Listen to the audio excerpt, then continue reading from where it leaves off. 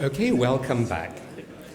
I wish to now invite our NUS Provost and Deputy President of Academic Affairs, Professor Tan Eng Chye, to introduce our next keynote speaker, who is Mr. Ng Pong, and also to moderate the session following Mr. Ng's talk. Provost, please.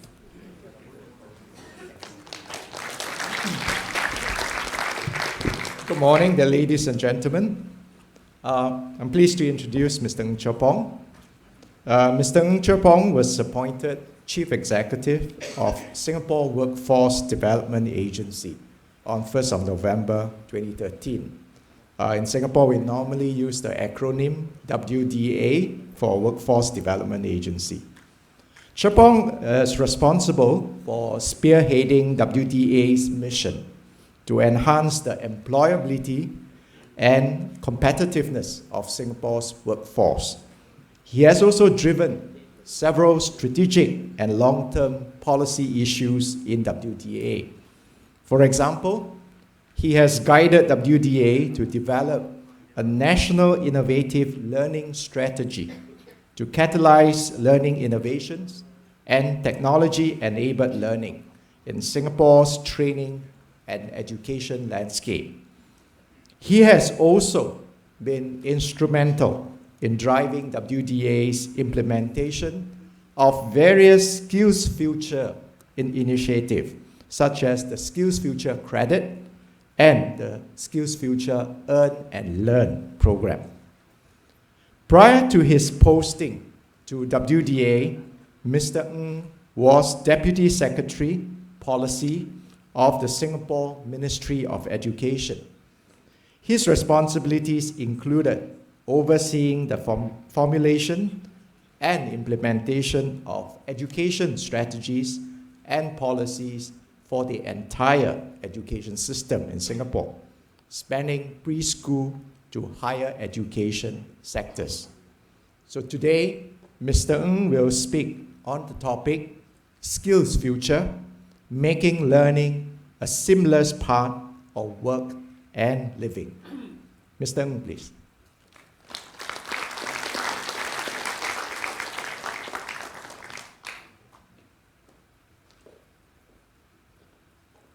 Thank you for the kind words, Chye.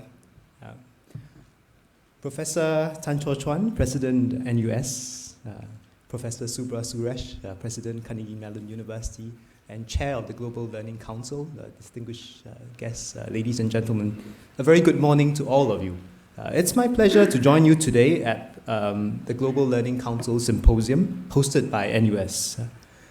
Today I will attempt to share on the significant changes that we're making in the education and training landscape in Singapore under SkillsFuture, and the role of technology-enabled learning in this. And seeing as it is that there are a fair proportion of international guests today, I will take the liberty to take a step back before plunging into this topic to provide a bit of context, some background information on what has shaped our developments over the years, why we are where we are today, and explain a bit about why we are taking the steps that we are doing now to move forward. Singapore is a very young nation. We have been investing very heavily in developing our people over the past 50 years. As a country with no natural resources, and you keep hearing that, education policies have always been important to the government. And over time, an educated and skilled workforce has become our key competitive edge. Since our independence, our approach towards education and training closely mirrored our developments as an economy and as a country. I'll briefly run through how we've developed. We started from a very low base in the late 50s and mid-60s when we were independent. And back then, our emphasis was really to achieve mass basic education and to develop skilled labor to drive industrialization. By the late 70s, a high proportion of each birth cohort was enrolled in schools. So we had some success there, but the dropout rate was high. So we shifted our focus. We shifted our focus towards efficiency to ensure that more students successfully progressed through the system and completed their basic education. At the same time, our economy was evolving. It demanded a more skilled workforce, with more capital-intensive industries being set up in Singapore, such as electronics. And by the 90s, we were transforming into a knowledge-based economy. Our educational focus then shifted from efficiency to quality, flexibility, and choice in learning. We also sought to develop a broader range of skills in our schools, such as creative thinking and critical thinking. And now, we are at a stage where we're becoming much more student-centric and values-driven, with more emphasis placed on helping individuals to develop to their fullest potential. So this is the journey that we've walked over the last 50 years. And let me perhaps share my personal observations on the common threads that have underpinned our thinking in developing and enhancing our education system over the years. First, I think we have not been driven by any specific ideology. We've always been very practical. We've taken a very practical approach towards education. And our key objective is and remains today, which is to educate as many Singaporeans as we can to the best of our ability in order to prepare them for employment. So there's fairly tight coupling with our economic development, with where jobs are likely to be available. We learn from the best education systems across the world, but we've always chosen to implement what we assess will work in Singapore. And over the years, we've broken new grounds in different parts of the education system, whether it's in implementing our bilingual policy across our schools, our system of streaming students by ability, our significant investments into the Institute of Technical Education for the least academically inclined quartile of each cohort of students, or the development of our polytechnics into the main post-secondary progression pathway. Second, we always believe, and I think we still do, that we can continue to do better for each cohort of students. And this applies across the education system in different segments. So in the university sector, for example, and many of you here are very familiar with this, the desire for continuous improvement led to many important decisions. Granting autonomy to our publicly funded universities, such as NUS, in order to enable them to flourish, and flourish they have. Setting up the Yale NUS College to make available liberal arts education in Singapore, and establishing the Singapore Institute of Technology as an applied university to broaden the range of educational choices to students, among others. Sometimes, I'm always very concerned about the long-term fiscal sustainability of such investments. I think in general, because this is really, cost is an input factor, right? We generally prefer steady increases rather than what I would call a feast and famine approach. We're keen to ensure the cost effectiveness of the public investments into education and to find an appropriate balance in co-sharing the cost between government and the individual, and also with industry for workforce training. Over the years, these three factors, taking a practical approach, continuously striving for excellence, and focusing on long-term fiscal sustainability have served us well. I believe they will be equally applicable as we evolve our training and education landscape. Let me briefly touch on these emerging opportunities and challenges to the education system that's prompted the series of changes. I will run through them very quickly because I believe that everyone in this room is confronted with them, regardless of where you come from. So just do bear with me a bit. First, I think globalization, that's quite clear. It's made the world much more interconnected, much more interdependent, and it's had very significant impact on jobs and industries. China alone today accounts for about a quarter of the global manufacturing output by value. And this is a sharp increase from about 3% in 1990. India has also become a very important offshore hub for business process outsourcing. And for Singapore, as a small and open economy, we must equip our workforce with the skills to be globally competitive. So that's the first factor. Second, technology. And that's very clearly disrupting work and jobs. We see that everywhere, but I think it's particularly so with the rise of big data and the increasingly widespread use of robotics, including in the services sector. I think in every advanced country, automation has begun to replace human tasks. And this is not only at the lower end of the skills spectrum, but across a broad range of jobs. Just last month, Google's AlphaGo defeated the legendary Go or Wei Qi player Lee Sedol, 4-1. It was not a match, right?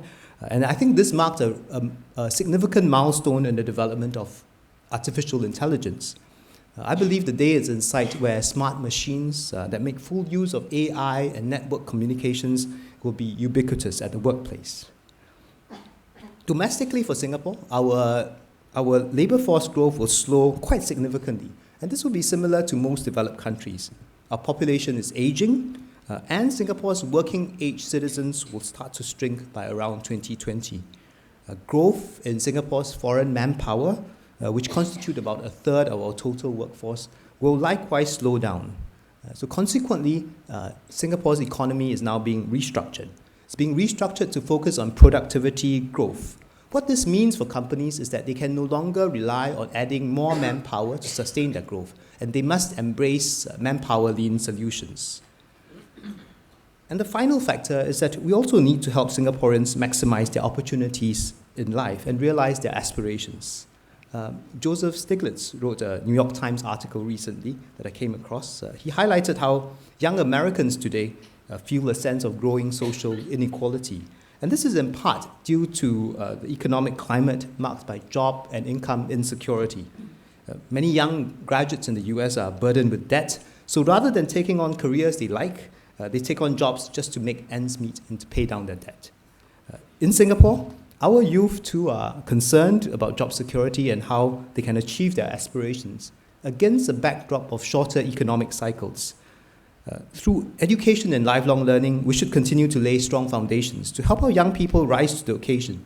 We want to give them opportunities to fulfill their aspirations and to realize their full potential in life. All four trends will have significant impact on Singapore, just as they do for many other countries. For Singapore, we are therefore embarking on a new phase of development in our education and training system, one which intertwines education and work, and which seeks to empower our citizens to develop themselves throughout their lives. We call this new phase SkillsFuture. So what is SkillsFuture?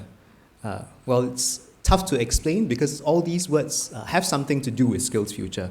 But SkillsFuture, I'd say first, is positioned as a national movement. And at its core, it's not just about building an advanced economy, not just about preparing a skilled workforce. It's also about building an inclusive society that allows every person to realize his or her potential in life. And under SkillsFuture, and this is perhaps an easier way to explain that, we hope to make three important but interconnected shifts in Singapore's education and training landscape.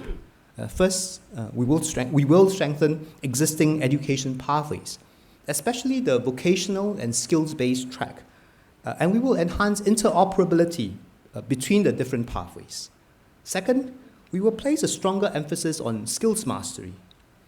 Lastly, but perhaps most importantly, we will build an ecosystem that promotes lifelong learning. So the first shift. Well, many Asian countries, including Singapore, we've invested quite heavily to develop strong academic pathways as the cornerstone of a strong education and training system. Over the years in Singapore, we've also built up our Institute of Technical Education, ITE, and the polytechnics. It's not always been easy, and some of you here have been involved in it. It's not been easy, particularly in changing how these vocational and technical institutions are perceived by parents and by society in general. But today, all of them are able to effectively prepare students for careers in vocational pathways, and they are well regarded, both domestically and internationally. We are now strengthening the vocational track by building 2 applied universities, SIT that I talked about, as well as SIM University. They cater to those who are keen on university education, but prefer to do so in more applied areas, such as pharmaceutical, engineering and hospitality, and also to learn in more applied ways. So learning in more applied fields and doing so in a slightly different way, more applied in nature. Under SkillsFuture, we're building on these, we're supplementing these efforts with the SkillsFuture Earn and Learn program. Well, this is Singapore's version of an apprenticeship program, structured as a dual-track program, work-study program, spanning a time of between 12 to 18 months. it targets primarily fresh graduates from the polytechnics and ITE to enable them to deepen their skill sets and knowledge in school, right, while acquiring experience at the workplace. We started this last year and accepted the first batch of about 150 trainees in 2015. This year, about 400 places will be available. Over time, we believe that this Earn and Learn program will become another important educational pathway in our diversified landscape. At the same time, we're working towards making our different qualification systems interoperable. Our range of vocational institutions, adult learning frameworks, and industry trade certifications should be viewed over time alongside formal academic qualifications as different but mutually compatible and can be cross-recognized. This will enable, over time, individuals to accumulate different certifications throughout their lives as a reflection of the richness, variety, and values of the skill they accumulate over time. We aim to evolve towards an education and training system that's highly variegated but integrated to cater to a wide range of needs. And we're doing so by tapping on our tripartite partnerships, by building on Singapore's tripartism. So we will tap on industries, we'll tap on unions, we'll tap on government agencies to develop what we call sectorial manpower plans. We've aimed to develop 25 such plans driven in a tripartite manner, and each plan will contain a skills framework, which through incorporating trends, occupations, and skills for that particular industry, creates a common reference for skills and competencies. And the framework, we believe, will help individuals to make informed decisions on how they develop their skills over time. It will help employers to recognize skills. It will also help education and training providers to design programs that address industry's manpower and skills needs. So that's the first shift, strengthening our educational pathways. The second shift is on skills mastery, putting more emphasis on excellence and innovation. While qualifications may be important to recognize the skills we have, it's ultimately skills that will determine how well we do in our chosen path, how we're able to apply knowledge in real-world situations that keep changing, how we develop specialist skills through practice, how we collaborate as a team. It is these skills that will steer us on our path to excellence. Skills mastery is particularly important in an advanced economy that, like Singapore, that differentiates not by cost, but by value created. Singapore is very much a part of the increasingly interconnected global economy. And against this backdrop, we're also confronted with the challenges of a tight labor market and an aging workforce. In the next phase of our economic development, for Singaporeans to continue to find good jobs, economic growth will have to be different. It will have to be driven by real increases in productivity and through innovation. But that is just a macroeconomic perspective, which is important, right? But our economic success itself is not an amalgamation just of economic digits. It's the result of the cumulative toil and aspirations of our workforce over the past 50 years. To achieve innovation and skills mastery, we will have to be passionate going forward in what we're pursuing. So a key theme of the SkillsFuture movement is therefore about individual ownership. Well, passion cannot be taught, as all of us know, right? We can only nudge, facilitate, and provide a conducive environment for passion to take root and grow, for individuals to discover their strengths and interests.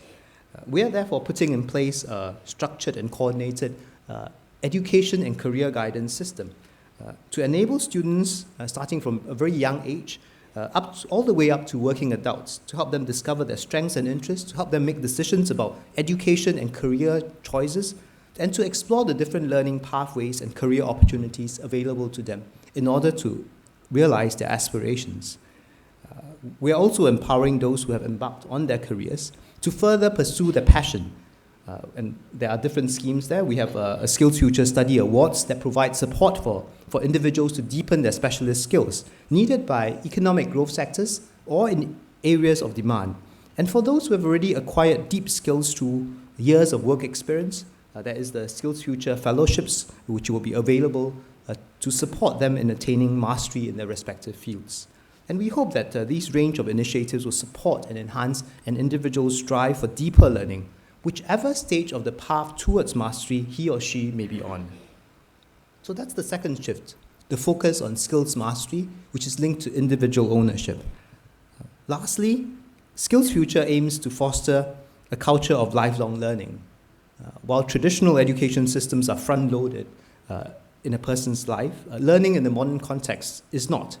And this is particularly when both the median working age and the pace of technological obsolescence is increasing.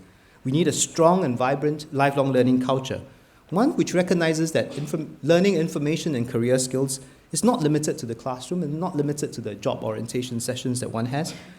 Learning is important to keep skill sets updated, especially for individuals looking to undergo a change in their careers. And we believe looking ahead that many more will do so. But integrating learning between the classroom and the workplace is not easy.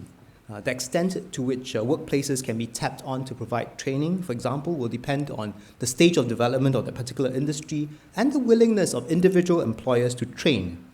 For Singapore, we've established a strong institution-based vocational system over the years, and we're building on it to strengthen workplace-based learning. For this to happen, employers will need to come on board. They will need to see this as a win-win partnership. And under SkillsFuture, there will be much closer collaboration with industry and unions to encourage employers to proactively develop every worker and to value the mastery of skills. But it's not limited just to employers. Individual mindsets too will have to evolve. In January this year, we launched the SkillsFuture Credit. This is a very ambitious national initiative that provides $500 in credit to all Singaporeans above 25 years old. And the objective is to empower all of them to become self-directed learners throughout their lives. With 2.5 million Singaporeans benefiting from the credit, it's a huge investment. It's a huge investment, especially as the government has committed to making periodic top-ups in subsequent years. We hope that the SkillsFuture Credit, together with the other SkillsFuture programs, will empower individuals to take stronger ownership of their own learning and development, to enable them to strike their own balance between what they learn now versus what they learn later, as well as for them to keep pace with the changes in the sector that they are in. As we push ahead with these three shifts under SkillsFuture, right, strengthening the education pathways, focusing more on skills mastery, right, and building a lifelong learning culture, technology is disrupting learning on an unprecedented scale. It's an important enabler and has opened doors in the ways in which education and training institutions can provide continuous learning to enable mastery. Innovation and experimentation abound in this space. We've witnessed already many significant breakthroughs in how technology is being used. But what is also clear is that not all the efforts will succeed. I believe we will need to avoid becoming enamored with the latest technologies, but we must focus on their purposeful use in learning, especially on how the solutions can be tapped on more widely across the educational system, not just in a specific educational institution, not just being applied in a specific subject area. Let me share how we view the technology-enabled learning ecosystem and what we are attempting to do to harness the opportunities available by technology and to overcome the challenges posed.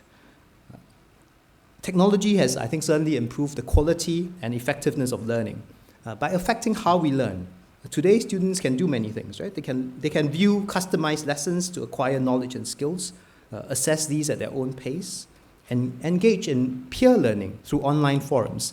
Virtual simulations are also available to inject a level of realism that was previously very, very hard to attain, while gamification techniques now provide incentives that maximize the enjoyment and engagement for learners. Technology has also improved accessibility by changing where we learn. So spatial distance is now not a factor.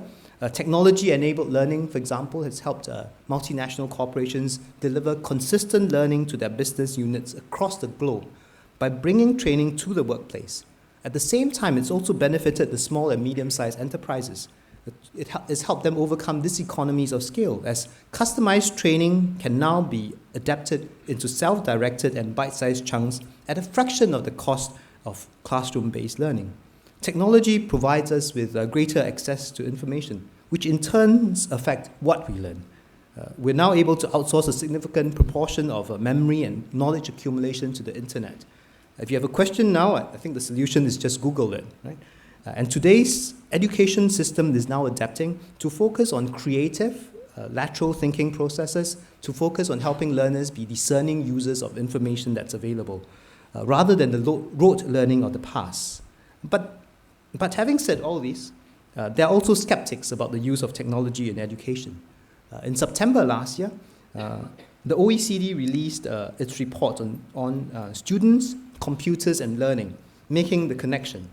The study found that the impact of technology on student performance, and I quote here, is mixed at best, unquote. Well, not surprisingly, given the amount of public monies that have been poured into technology, use of technology in education all over the world, it sparked off sensational, but often inaccurate media coverage about how technology was doing more harm than good. I have read the report, but I have not had a chance to discuss this with OECD. But I would say I'm not surprised by the findings. I think the report serves as a timely reminder to all of us that technology per se will not improve education. After all, as all of us know, the computers do not teach. Only professors and teachers do. Fully harnessing the opportunities that technology offers us will require the participation of many stakeholders, each of whom will have to level up, embrace technology so that we're all on the same playing field. And I think when we think about this ecosystem, these are the 4 parts that we see. First, adult educators. An innovative and technology-enabled learning ecosystem must be underpinned by adult educators who are not only tech-savvy, but who are skillful in using technology purposefully and thoughtfully to make learning much more flexible, much more customized, and personalized. Second, education institutions and training providers must believe in this. They must see the benefits of TEL, and they must be prepared to transform the design, development, and delivery of education and training programs. Third, fostering innovation and collaboration between the different stakeholders in the landscape. That's important because we need to create an ecosystem where government, technologists, educators, and employers can come together to generate ideas and to innovate together. And lastly, learning innovation and experimentation must be backed by proper research, must be backed by applied and evidence-based research to inform how we can best harness technology in learning, design, and delivery.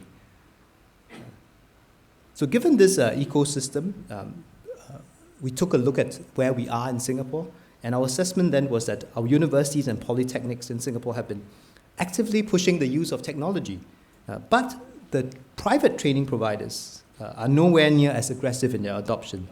So to catalyze learning innovation across the education and training landscape in Singapore and to spread the different learning innovations, WDA developed a national learning innovation strategy. We called it InLearn 2020. It was unveiled sometime late last year. And under the plan, we are committed to investing up to 27 million to promote the adoption of technology-enabled learning. At its heart, InLearn 2020 is about new ways of learning and training to meet the needs of the workforce and industries. It shifts training from traditional classroom settings towards blended learning, where greater self-directed learning can take place outside the classroom and at workplaces. Currently, about 30% of what we call Singapore Workforce Skills Qualifications programs, the full qualification programs, are delivered via blended learning. By 2020, we've set ourselves a target that this proportion will be raised quite significantly to 75%. And there are 5 key components in this plan as we make reference to the ecosystem for TEL. It's people, ideation, collaboration, technology, and intelligence. This is what we call them. Let me briefly explain them. So first on people, which is always where we need to start. WDA has an Institute for Adult Learning. This is an institute that's responsible for training adult educators in Singapore.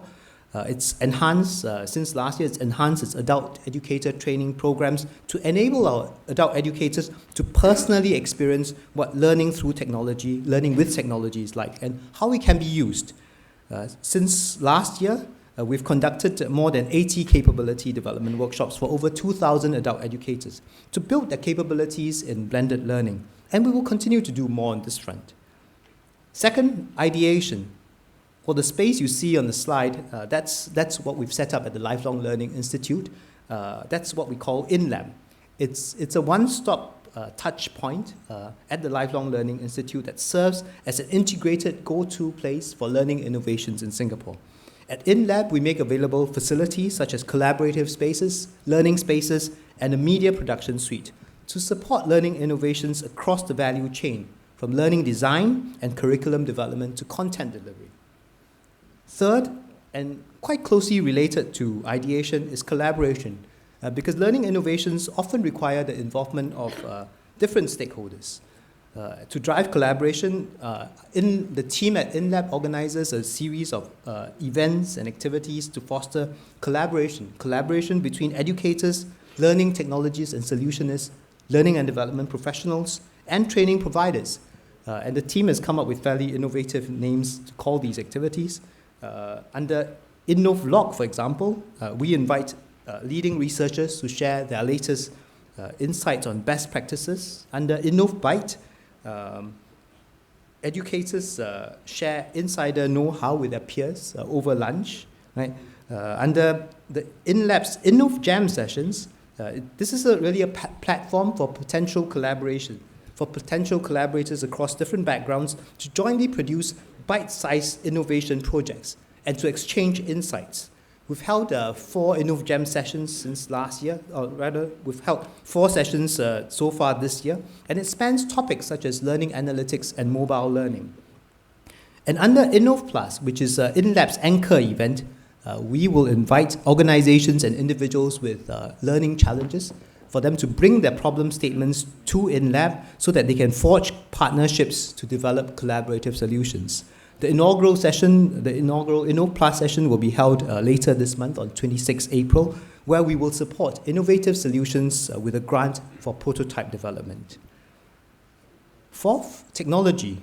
To drive large-scale adoption of technology-enabled learning, WDA is piloting a technology platform for our training providers to deliver and develop blended learning without incurring significant upfront cost. So we've tried to, it's known as learningspace.sg. It's an integrated learning management system, and it will help training providers at each step of the way in implementing e-learning, from curriculum design and development to training, delivery, and assessment.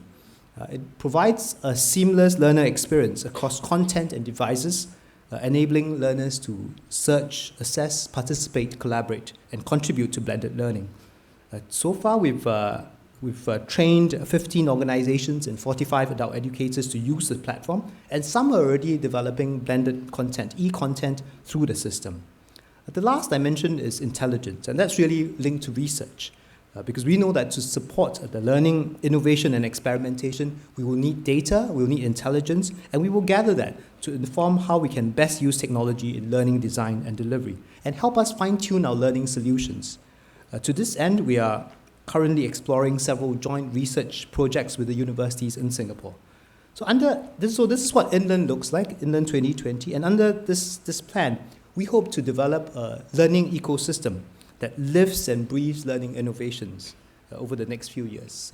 We've set ourselves some ambitious targets, but our goal really is to create a vibrant learning ecosystem that taps on technology and that taps on innovation to make learning a seamless part of work and living.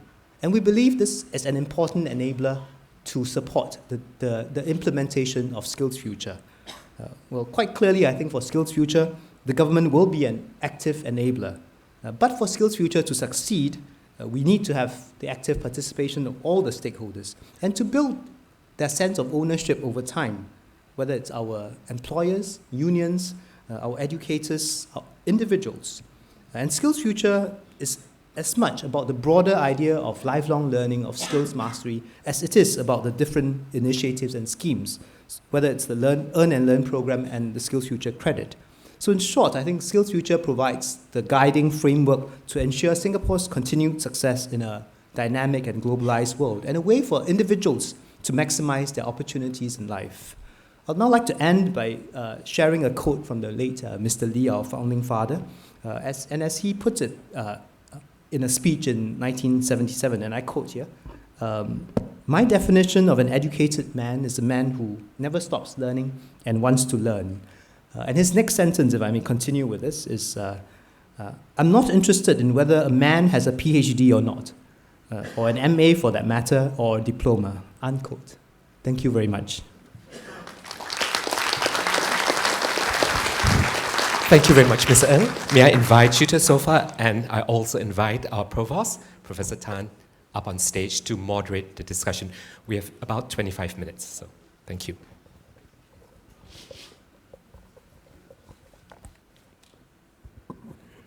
Well, thank you very much, Cher Pong, for the excellent overview on what drives Singapore education over the last 50 years, and also the insights into the new initiatives on SkillsFuture. I'm sure you have a lot of questions. I already have quite a bit on the pigeonhole, but perhaps first I'd like to invite questions from the floor. There are mics on both sides of the aisles.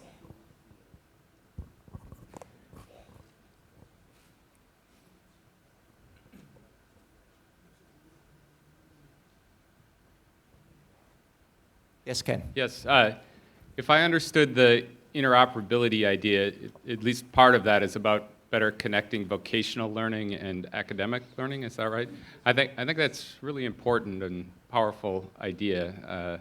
It seems too separated as it currently stands, and I'm wondering what you think about. We're seeing these maker movements and do-it-yourself kinds of activities, use of 3D printers, kids doing robotics projects and so forth. Do you think that's a way to leverage that connection between the vocational and the academic more? Or what's the pathway to really getting that connection to be tighter and I guess maybe to put it another way, put more value on the vocational side of.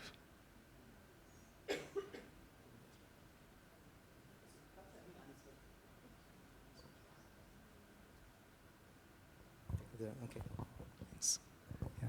So I'm clearly not skilled at using this. So maybe let me sort of try to reply to that at two levels. Right? I certainly think that for many countries that we've seen around the world, there's a tremendous emphasis placed on the academic pathway. That's perhaps much less so in the vocational pathways. But there are exceptions, right? Countries like Germany, Switzerland, Austria, for example, have traditionally placed a lot of emphasis on the vocational pathways. They've not always perfected it, but I think now they have a very good system where the two pathways are seen as fairly equal, and there's great porosity in the education systems in those countries. And I think that's what we're striving to do here in Singapore, which is we have a fairly strong, I would say, vocational pathway, but we need to increase the porosity. We need to strengthen that particular pathway as well, and that we're doing through the building of universities, the applied universities, which we have not had until quite recently. Right. And that provides an important, that's an important part of the education system, because I think a big part of the narrative has to be that the education system has different pathways and there are no dead ends in any of these pathways. And when you do that, when you have that linkages across these pathways, that will help. But I think that's really at the system level. At the school level, I think it's equally important to start blurring the lines, where kids learn not just theory, right, but they can learn in many different ways. And I think that's also part of helping them discover how they best learn, right, and how they can then make choices later on, make decisions later on about the pathway that best suits them. So I'll say yes, it's important, both at the system level, as well as I think at the activity level, at the school level, where we're trying to blur some of these lines. So there's a lot more applied learning, for example, that's starting to happen in our schools here in Singapore. Hello, Cher Pong. Ben Leong, NUS. First, some feedback on your policies. They are sort of working. I know because I met with Karen Lam yesterday, who runs the PEI, as you know, Seraph Corp. And they are very keen to understand how to do this, because I think there's a deadline end of this year, right, to meet like some percentage of this learning must be online, okay? So I asked her a question, and she couldn't give me an answer.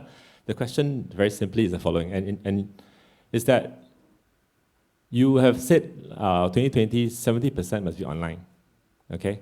The truth is that, as we will have to admit, the level of sophistication of your PEIs is rather low, okay? You can set KPI, and they will meet your KPIs, because it's not just encouragement, it's financial incentives, very deep financial incentives. Right, but as DSP, formerly DSP, MOE, you also know that MOE once did something similar. He told the schools, X% of your lessons must be e-learning.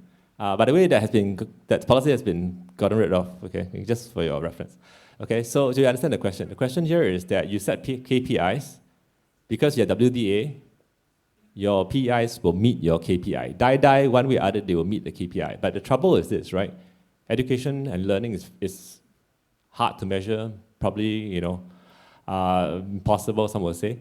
So the real question is, as you push your PEIs towards this online, 70% thing, what exactly is WDA planning to do to control quality and ensuring that outcomes are met?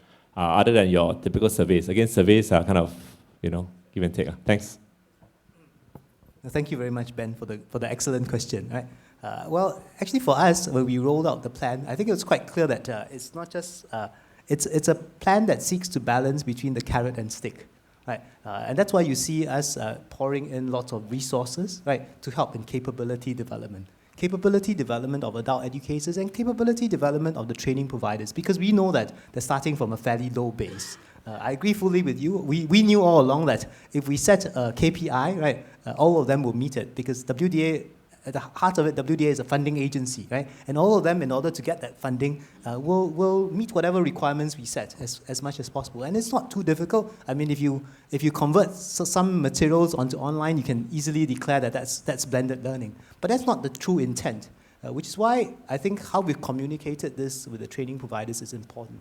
We've taken the approach to, and you see that in my slides as well, I keep emphasizing that it's not just the use of technology per se. That is important, but it will not help the transformation. What is important is to think hard about how technology can best be used. And that's what we're hoping through capability development for the adult educators we'll be able to achieve, which is where adult educators will then, having been trained, exposed to different means in which technology can be used, think hard about how they can do this well, right? How they can best help their learners. And we accept that for adult learners, the range of needs will be quite different. Their motivations will be quite different compared to, say, students in the university, right? And hence, it's far more important for private training providers targeting the adult learner market to think hard about, for that segment of adult educators that they're reaching out to, how can they best use technology? And we expect that there will be different answers to different segments. So I know it's a roundabout way of answering the question, Ben, but I think we recognize that, well, setting the KPIs on its own will not do, right? And we're quite mindful that there's no point in blindly chasing targets.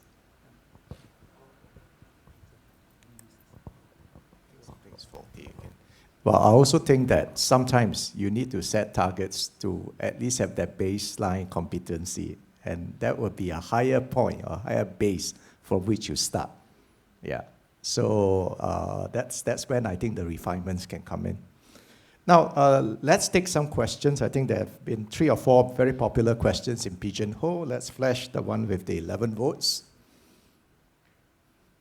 Right. In an era that will be characterized by fast changes, creation of new jobs, rapid obsolescence of existing jobs, will people even have the luxury to engage in skills mastery? You want to take that one? Can I borrow the mic?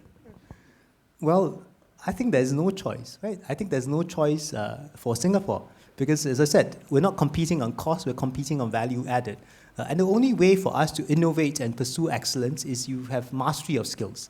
Well, it's very hard to innovate when you only have a superficial understanding of a specific sector. You only have some superficial level of skills. But I think for us, in order to create value going forward, right, we will need that skills mastery. And that's where it's closely linked to passion, right? Because it's very hard to get individuals to say, well, now you develop these deep skills in engineering, say, for example, when the individual is not interested in engineering.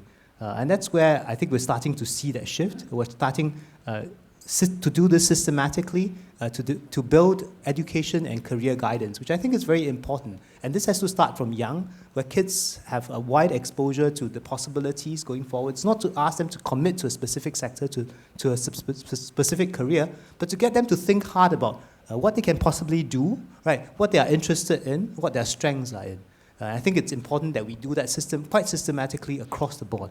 And I understand that in NUS, you're also doing that. I think it's called Roots and Wings program, right, which is started. And I think the results will not be reaped immediately. I think it's a long-term endeavor, but we will need to step up efforts across the system. I think it has to start from schools.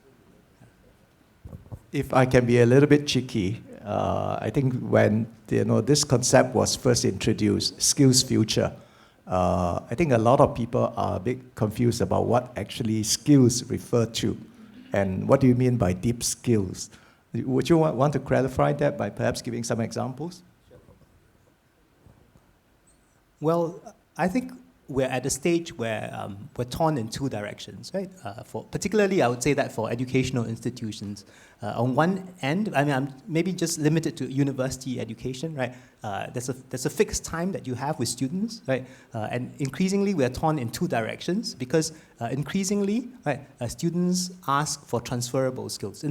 Right? Because they think about their careers going forward and they say, well, I'm not going to stay in a specific career for any length of time. I need to reskill. And transferable skills increasingly are a lot more important. And you see universities doing that. Many universities do that to increase and broaden the range of transferable skills that are being developed. And that includes things like communications, critical thinking, etc. Right? All of which I think our universities are doing. But at the same time, industries are becoming a lot more sophisticated. So in order to perform a job role in an industry, to enter that industry in the first place, the skill requirements have gone up. That means actually the T shape in the horizontal line in the T needs to deepen as well in order for that individual to take on a job role.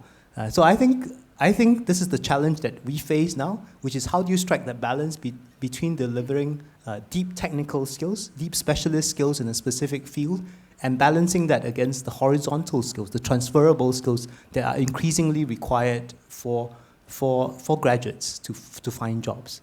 So I say I don't have a specific answer. I think those answers will shift depending on the individual's interest, depending on our economic development. But I think we will need to find a balance across our institutions. Thank you. Yes, Bob. Hi, Chair Pong. Thanks for the very eloquent talk.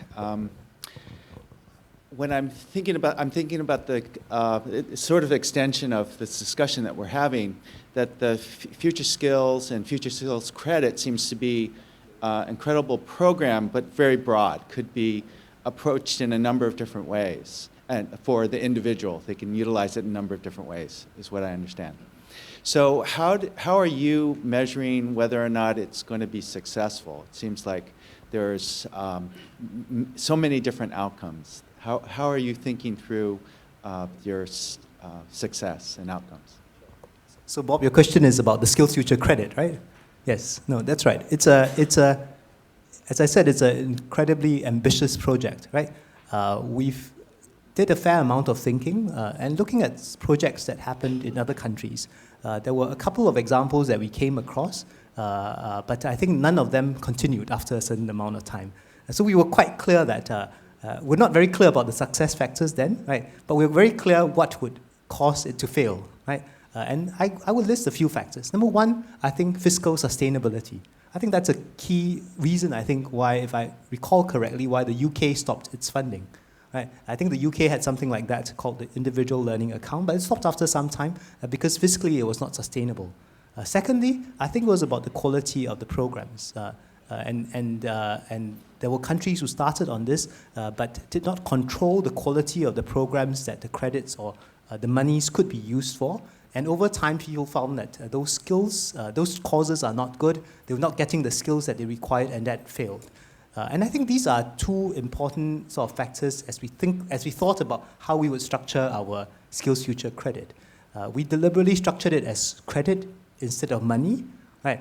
To make it quite clear to individuals that, well, this can only be tapped on for a specific purpose. It's not your money, right? It can only be tapped on for learning. And we wanted to use that to drive and motivate learning. But we also recognize that looking at motivational theory, and I recall Ranga reminding me yesterday, right, that actually broad-based incentives generally don't work. And my reply to him was that, well, we're not planning to just rely on a credit. So for us, SkillsFuture is not just setting up a system, not just setting up a policy, but it's actually the outreach efforts. The outreach efforts to help nudge individuals to make the right decisions. But we accept that we don't want to pass any judgment on what sort of skills they should acquire, but we want to offer them that range of options, right? And for those who are less sure, we'll do a bit more hand-holding. But for those who are quite clear about what they want to do, then I think they can make their own choices. And we've seen some already at this initial stage. This is only we've only in the 4th month mark. We're already beginning to see some interesting trends. One of the trends, for example, is I didn't know so many people were learning languages. Right? Is it good or bad? I don't know, right? But I remind myself that when I look at Steve Jobs, for example, right? Steve Jobs learned calligraphy, totally useless as a computer science student, right? But it was because he learned calligraphy. That's why we have all the fonts that we do now in a word processor, right? Otherwise, we would not have fonts because he was quite particular about it, and he learned that through calligraphy, right? So I think if you ask me, how would we know whether SkillsFuture credit has succeeded? I think it's linked to the broader lifelong learning culture. I would say today, a lot of learning takes place in Singapore, but a lot of learning focuses on jobs, right? About people think hard about learning to acquire skills for work. And over time, I hope that the SkillsFuture credit will engender a much broader learning culture in Singapore, where people learn all sorts of things. They'll be interested, curious throughout their lives, and they'll continue learning long after they leave school, and hopefully this will be part of their active aging. Yes, Suzanne, please. Could you say something about how you will track what people are learning? So, if you're in a formal educational system, there's transcripts. And then you're talking about all of these other ways of learning in terms of lifelong learning. How will you keep up with, and how will somebody have a record that they've been doing this sort of learning? Thank you, Suzanne. Well, I didn't cover it in my speech. We are actually embarking on another major project. We've called it the Individual Learning Portfolio. Right? So that's really, it's a complex IT system, but it's not just a platform. Right? The intent for that platform is that it will be used to deliver education and career guidance. So in schools, they will use what we call the ILP, the Individual Learning Portfolio. There will be tools in there to help them do career counseling. Right? And we hope that people will use the tools to build their resumes, build their CVs in the system. That's where they will have a repository of data on all the individuals, on their education and learning that they've done over the years. And they will use that as well to apply for jobs. So there will be a jobs portal in there, which will enable individuals to submit it quite seamlessly, to submit their resumes to employers. We now have a few pieces of that portal in place. We're hoping that the first phase will come out really by the end of this year. And I think over time that will provide us with the data to be able to track how people are progressing and whether or not there are ways in which we can continue to better support them. Let's take some more questions from Pigeonhole. I think the most popular questions with 13 votes. How does WDA view the relation between liberal arts education and an instrumental emphasis on skills? That's a really tough question. Well, I think, and I'll speak not from WDA's perspective, but from my own personal perspective. I've been involved in Yale NUS College from quite an early stage. It's something that when we looked at it from the education perspective, we believe that it adds to the education landscape because it provides a diverse pathway. And I think we recognize that students are different, right? That this will create a pathway for individuals who want to learn in a slightly different way, much more broad-based, stretch their thinking, and it can possibly help us build a core of leaders who are trained differently. And I think that will add to the strength of our workforce over time. It's early days yet. I believe this is only the third batch of students that Yale NUS College has admitted. And always for educational institutions, it will take, in my view, 10, 15 years before you can judge how successful that institution is. So it will take time for the graduates to come into the workforce, but I do believe that graduates from liberal arts education from Yale NUS College will certainly add a lot to, particularly in diversity and how they approach problems to the workforce. Let's take another question.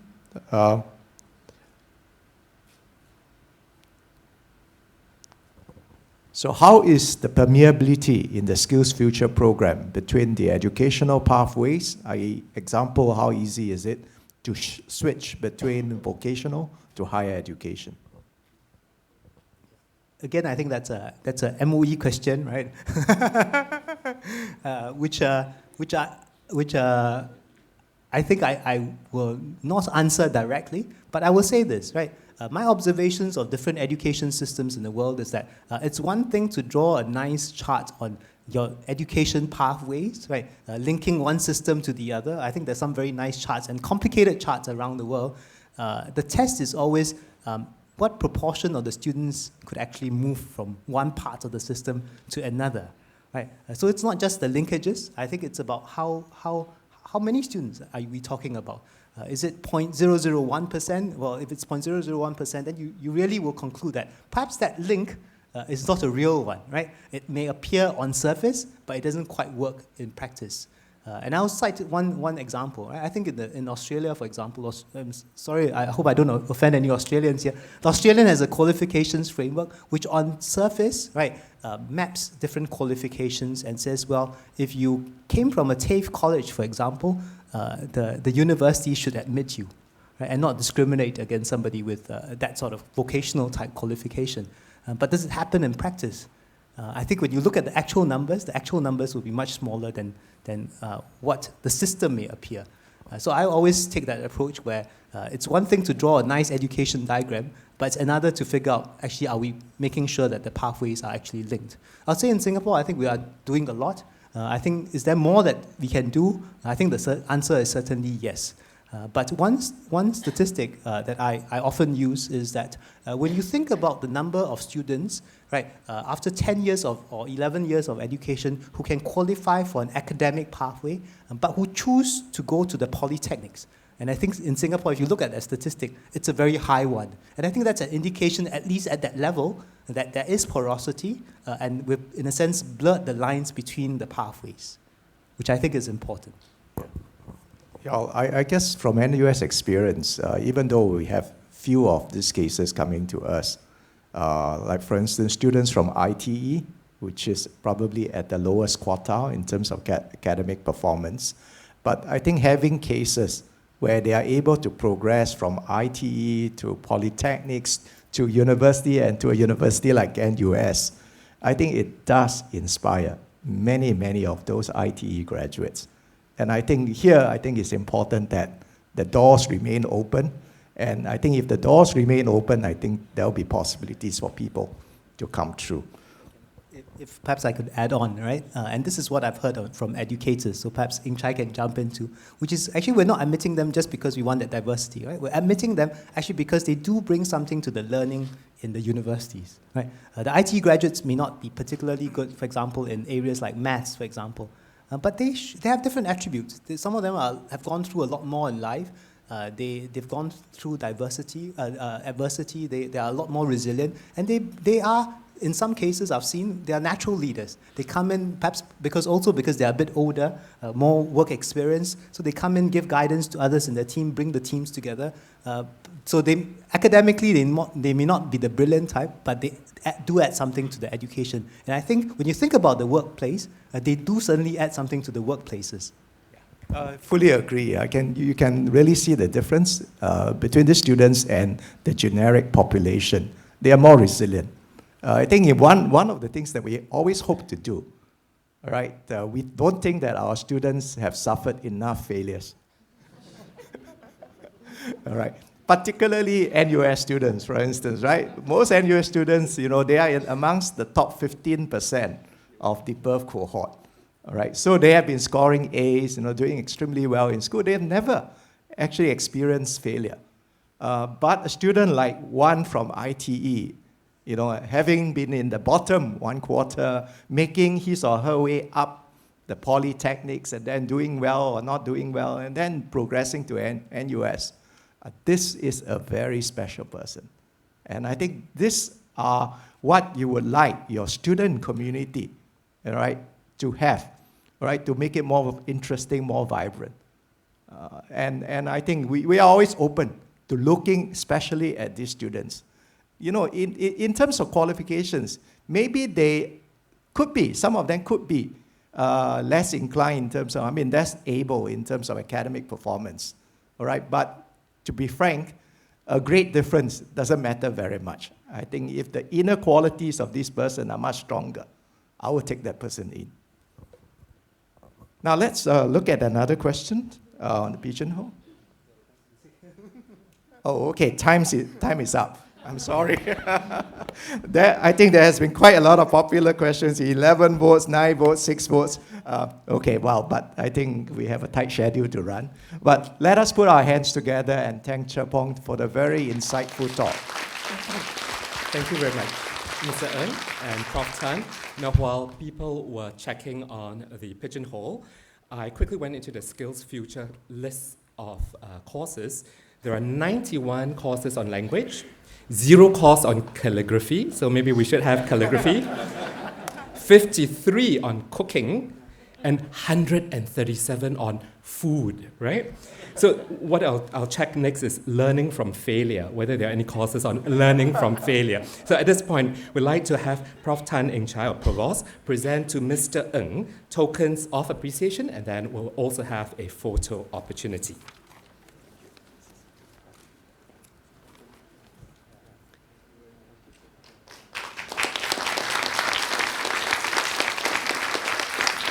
Thank you very much. Talking about food and cooking, well, on this wet and rainy day, I know that a hot and yummy lunch awaits us right outside this auditorium. So actually lunch is ready, but can I also note that technology demonstrations are ongoing throughout the lunch period. So from 12 noon right now till 1:30 p.m., 3 of our seminar rooms adjacent to the foyer will have technology demonstrations. It's ongoing at lunch. It will also start again at tea time at 4 p.m. So please avail yourselves to these 3 rooms where you'll be able to see lots of interesting demonstrations on different forms of technology. So have a great lunch, and we'll be back at 1:30 p.m. right here in the auditorium. Thank you very much. See you later.